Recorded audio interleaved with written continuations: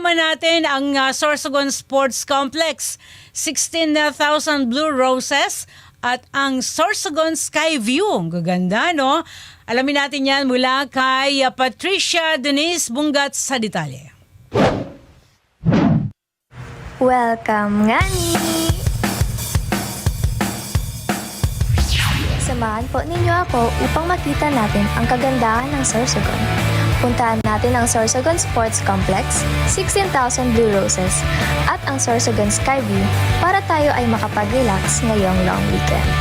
Narito po tayo sa isa sa ipinagmamalaki ng Sorsogon, ang Sorsogon Sports Complex, kung saan dito isinasagawa ang iba't ibang mga activities tulad ng World Teachers Day at Marathon event. Mayroon din dito ng iba't ibang food stalls kung saan makakapili ka ng mga pagkain. Pwede rin dito mag-jogging at mag-training ang mga athletes. Dayuhin naman natin ngayon ang 16,000 Blue Roses at may bonus pa na 3K Pink Roses na matatagpuan dito sa Kasiguran. Nahigitan pa nito ang 10K Roses ng Cebu City.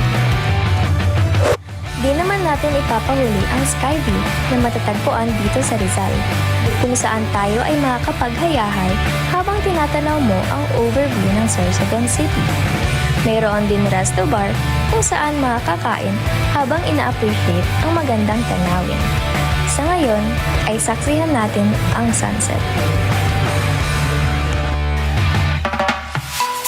Mula dito sa Sorsogon, Patricia Denise Bongat para sa 100% balita.